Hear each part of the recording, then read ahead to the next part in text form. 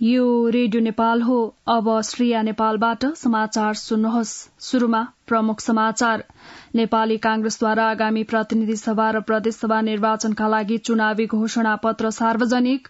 प्रतिनिधि सभाको 5 वर्षको कार्यकाल पूरा गरी राजनैतिक स्थायित्व कायम गर्ने कांग्रेसको प्रतिबद्धता। छठ पर्वको मुख्य दिन आज अस्ताउँदो सूर्यलाई अर्घ दिई सूर्यदेवको पूजा आराधना गरी छठ पर्व मनाइँदै। कालीकोटको तिलागुफा नगरपालिकामा विस्फोटमा परि गम्भीर घाइते भएकाको उद्धार र उपचारमा कमी हुन नदिन गृह प्रशासनलाई गृहमन्त्रीको निर्देशन। र दक्षिण कोरियाको राजधानी सियोलमा भीड़भाड़मा च्यापिएर कम्तीमा 149 जनाको मृत्यु।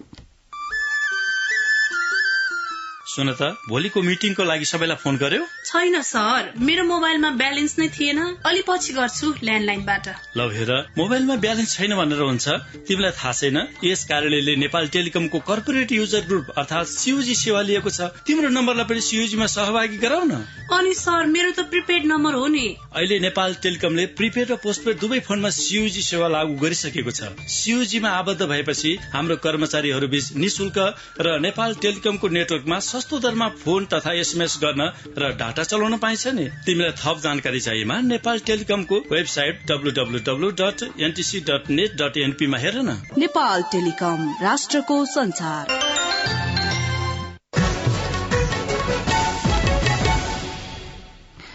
अब समाचार विस्तारमा।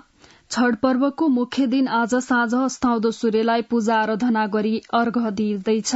कार्तिक शुक्ल चतुर्थीदेखि सप्तमीसम्म मनाइने सूर्यदेवको आराधना, उपासना र पूजाको यो पर्व शुक्रबारदेखि शुरू भएको हो। ऐतिहासिक पौराणिक ग्रन्थ महाभारतमा उल्लेख भए अनुसार द्रौपदी सहित 5 पाण्डव अज्ञातवासमा रहँदा उक्त गुप्तवास सफल होस् भनी सूर्यदेवलाई आराधना गरिएको थियो। त्यस समयमा पाण्डवहरू विराट राजाको दरबारमा बास बसेको उल्लेख गरिएको छ। लोककथन बमोजिम सोही समयदेखि छठ मनाउने परम्पराको थालनी भएको हो।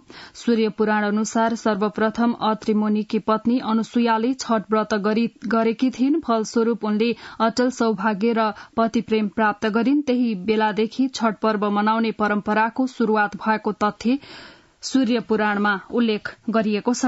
संसारका सम्पूर्ण भौतिक विकास सूर्यमाथि नै आधारित छन्। सूर्यको शक्ति बिना रूख बिरूवा, वनस्पति, प्राणी, जीवजन्तु कसैको पनि अस्तित्व रहन सक्दैन। सूर्य किरणको चिकित्सामाथि कैयौं चिकित्सकले ग्रन्थ लेखेको पाइन्छ। सूर्यको किरणबाट कैयौं असाध्य तथा अक्षय रोगको आश्चर्यजनक उपचार समेत खोजिएको छ।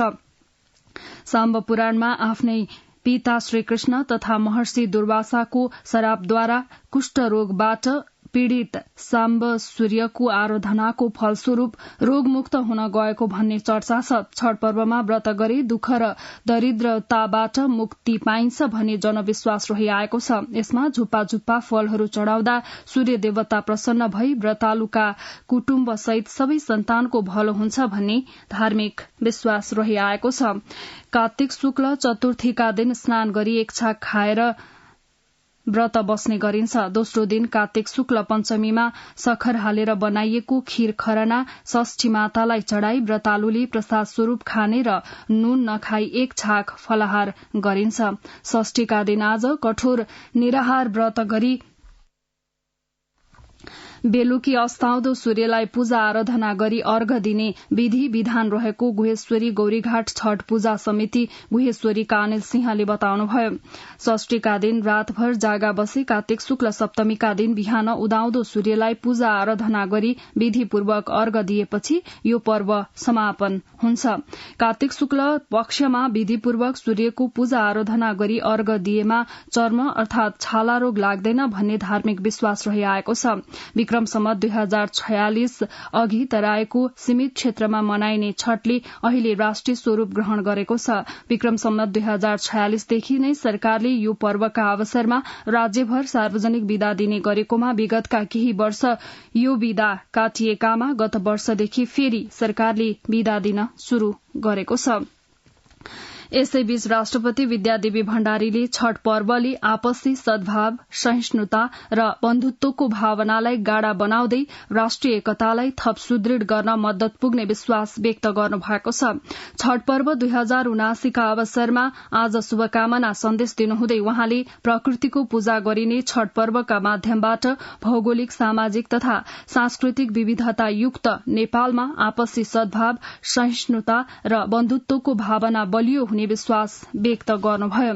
राष्ट्रपति भण्डारीले सन्देशमा भन्नुभएको छ, छठ पर्वले समाजमा विद्यमान जातीय, लैंगिक लगायत सबै प्रकारका विभेद र विसंगतिको अन्त्य गरी न्यायपूर्ण, समतामूलक, सभ्य र सुसंस्कृत समाजको निर्माणका लागि अग्रसर हुन हामी सबैलाई प्रेरणा प्रदान गरोस् भनी कामना गर्दछु।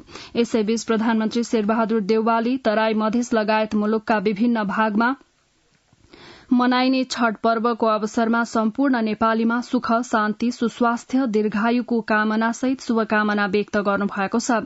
शुभकामना सन्देश मार्फत प्रधानमन्त्री देउवाले यस पर्वले नेपाली समाजमा सांस्कृतिक एकताको भावना वृद्धि गर्न समेत मद्दत पुगेको उल्लेख गर्नुभएको छ। छठ पर्व अत्यन्त श्रद्धा, भक्ति र पवित्रताका साथ सूर्य र छठी माईको पूजा अर्चना गरी मनाइने पर्व हो। नदी, तलाउ वा पवित्र जलकुण्डमा अस्ताउँदो सूर्यलाई अर्घ दिई प्रारम्भ हुने यो पर्व उदाउँदो सूर्यलाई अर्घ दिई सम्पन्न गरिन्छ। प्रधानमन्त्री देउवाले छठ नेपाली समाजमा शान्ति, सद्भाव र पवित्रता प्रवर्धन गर्ने धार्मिक एवं सांस्कृतिक पर्वको रूपमा प्रसिद्ध रहेको उल्लेख गर्नुभयो। विगतमा विशेष गरी तराई, मधेसमा मनाइने यो पर्व हाल नेपालको एक विशिष्ट पहिचान सहितको साझा सांस्कृतिक पर्वको रूपमा नेपालभर विस्तार भएको उल्लेख गर्दै उहाँले हाम्रा सांस्कृतिक पर्व र संस्कार समाजका अमूल्य गहना भएको उल्लेख गर्नुभएको छ। स्थानीय नदी, नाला, कुवा र पोखरीमा गएर अस्ताउँदो र उदाउँदो सूर्यलाई अर्घ दिएर छठ पर्व धूमधामका साथ मनाइन्छ। तर वीरगंजका नदी नालाहरूमा प्रदूषण बढ़ेपछि छठमा भक्तालुलाई स्थानीय नदी नालाभित्र गएर अर्घ दिन नै समस्या पर्न थालेको छ। वीरगंजबाट संवाददाता राजेन्द्र सिंहको यो रिपोर्ट। लोक आस्थाको पर्व छठ तराईको जिल्ला सहित देश विदेशमा निकै श्रद्धा एवं भाव भक्ति स्वरूप मनाइन्छ। 4 दिनसम्म मनाइने यो व्रतमा आइतबार अस्ताउँदो सूर्यलाई अर्घ र सोमबार बिहान उदाउँदो सूर्यलाई अर्घ दिएपछि छठ व्रत सम्पन्न हुन्छ। स्थानीय पोखरी, नदी, जलाशय र कुवा लगायतको स्थान झकिझकाउ बनाइन्छ। तर अहिले व्रतालुहरू र उनको परिजनलाई वीरगंजको एक नदीले फरक समस्या गरिरहेको छ।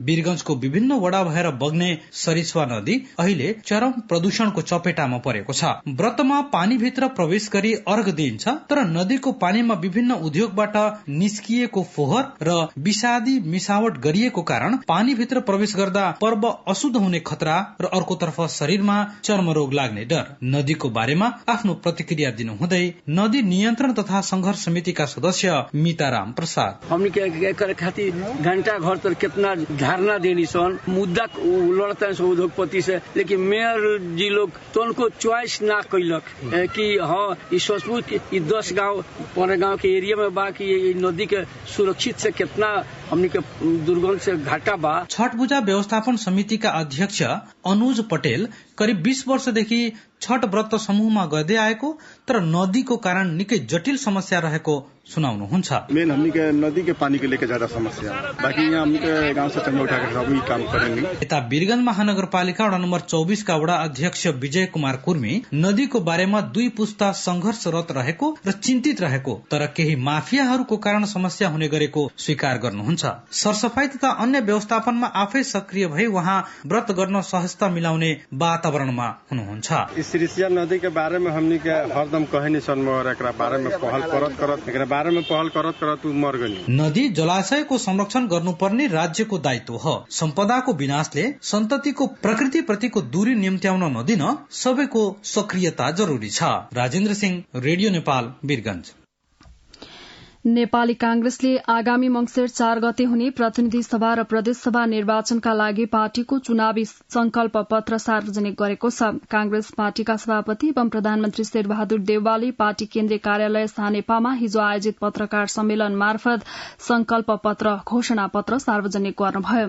आगामी 5 वर्षमा 12,50,000 नयाँ रोजगारी सृजना गर्ने तथा न्यूनतम वार्षिक 7% को आर्थिक वृद्धि हासिल गर्ने कांग्रेसको संकल्प पत्रमा उल्लेख छ।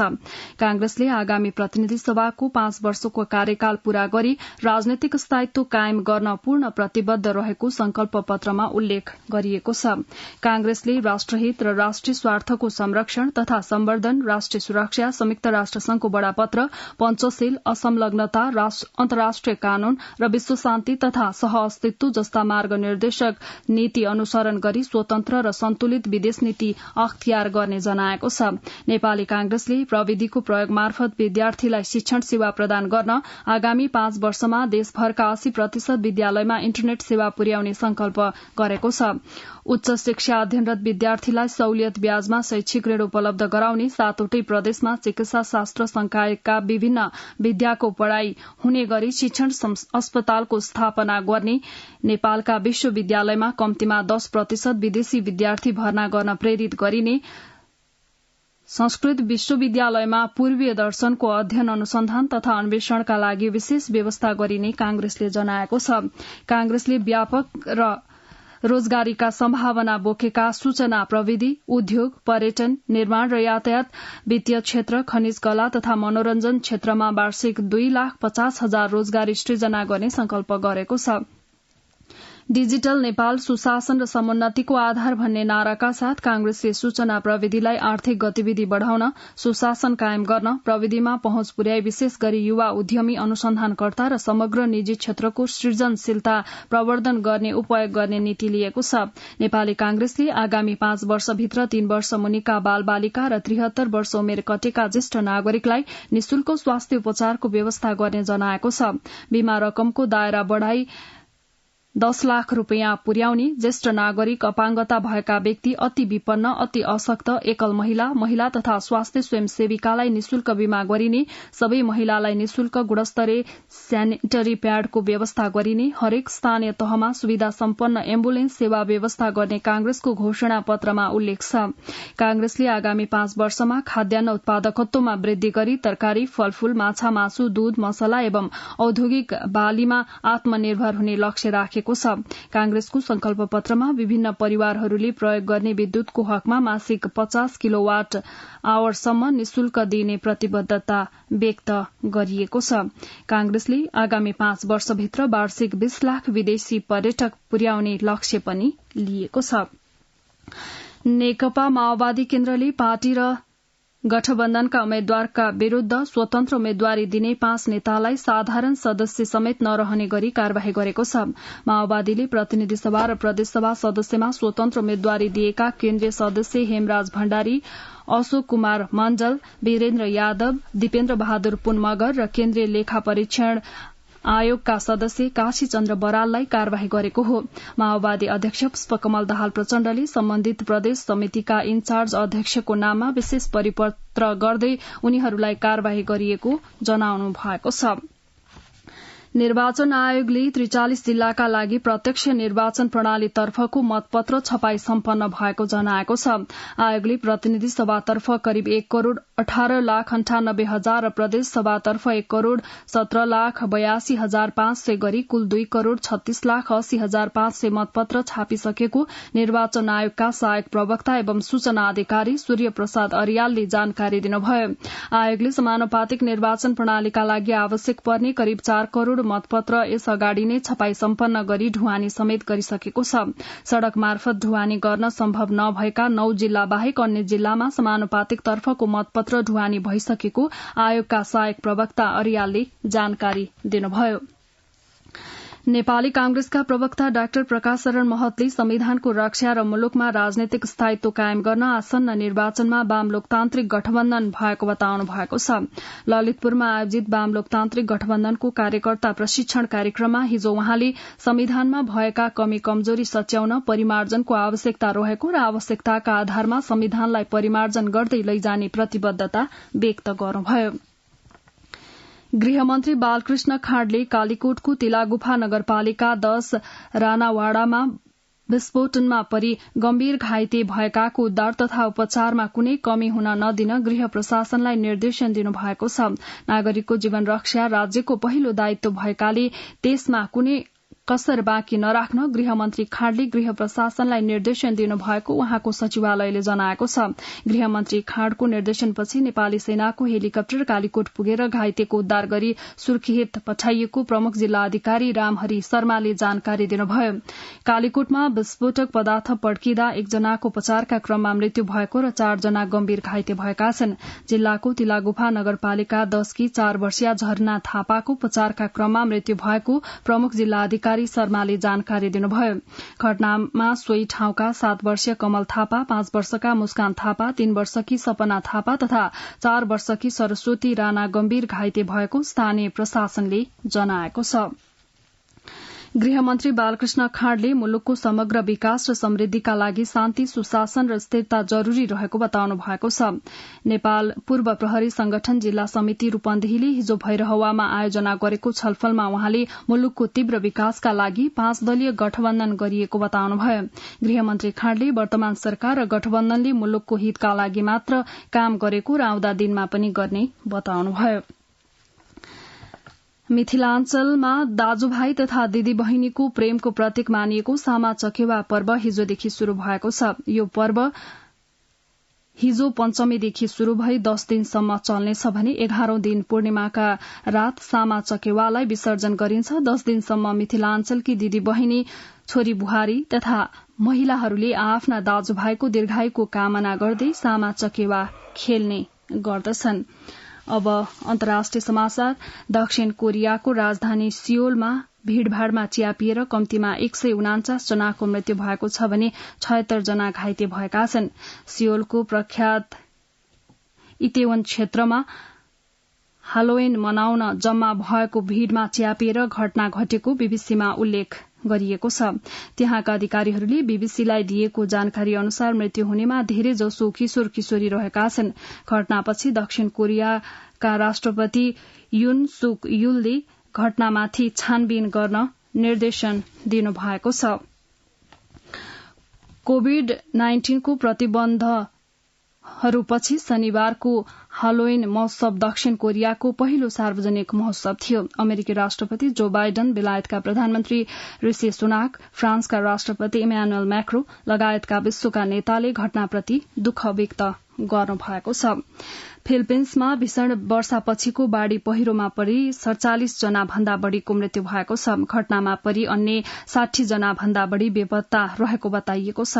बिहिबार रातिदेखि आएको आँधी हुरी सहितको मुसलधारे वर्षाले दक्षिणी फिलिपिन्सका 3वटा शहर अत्यधिक प्रभावित भएका छन्।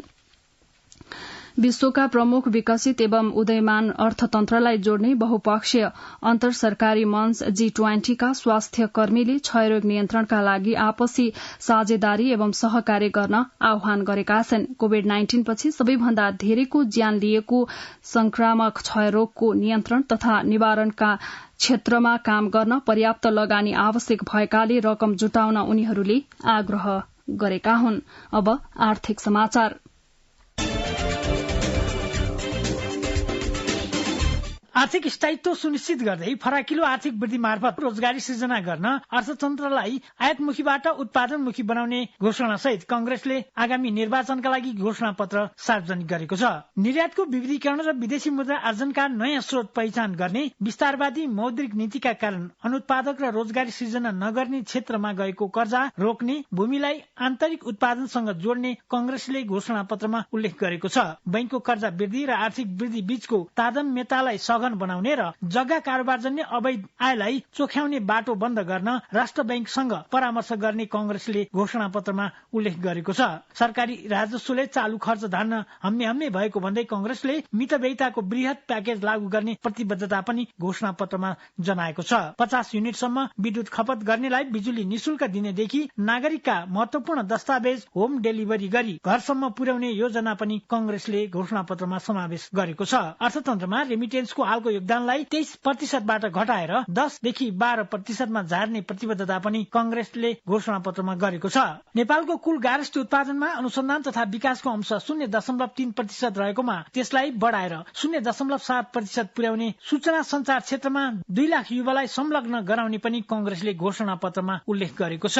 देशभरका कृषकलाई बाली भित्राउने चट्टारो छ। पहाड़ी क्षेत्रका कृषकले धान र कोदो भित्राउन थालेका छन्। खेतीबाली लगाउने र भित्राउने तथा पशुपन्छी फार्म सञ्चालन गर्न पहाड़ी क्षेत्रमा कामदारको अभाव मुख्य चुनौती बनेको स्थानीय किसानहरूले बताएका छन्। खेती लगाउने, भित्राउने तथा गाई भैंसी भेडा बाख्रा फार्म सञ्चालन गर्न मजदुर पाइन छोडेको मंगला गाउँपालिका 2 सिम म्याग्दीका दीपक केसीले बताउनुभयो। गोठाला नपाएपछि घोडा गाई र भेडा पाल्न छाडेको धवलागिरी गाउँपालिका 3 फलिया गाउँका चक्रबहादुर मल्लले बताउनुभयो। 30,856 हेक्टर खेतीयोग्य जमिन रहेको म्याग्दीमा हाल 1/3 भन्दा कम 19,498 हेक्टरमा मात्र खेती हुने गरेको छ। जनशक्ति पाइन छोडेपछि अर्म पर्म हुद्दा लगाएर खेतीबाली लगाउने, गोडमेल र भित्राउने चलन हराएको बेनी नगरपालिका 2 बाङ्गेराका कृषक वीरेन्द्र किसानले बताउनुभयो। बर्दियाका किसानलाई यति बेला धान काट्ने र भित्राउने चटारो भएको छ। राजापुर नगरपालिका 2 का 58 वर्षीय सन्तोष थारूलाई अहिले पाकेको धान भित्राउने चटारो मात्र छैन, पानी परेर भित्राउन लागेको धान फेरि भिज्ने हो कि भन्ने चिन्ताले त्यत्तिकै सताएको छ। त्यस्तै गेरुवा गाउँपालिका 5 गिदरपुरकी भूमिसरा चलाउने पनि वर्षाले ढलेको र भिजेको धान काट्न व्यस्त हुनुहुन्छ। फेरि पानी परेर धान नष्ट हुने हो कि भन्दै परिवार सहित पाकेको धान भित्राउन जुटेको उहाँको भनाइ छ।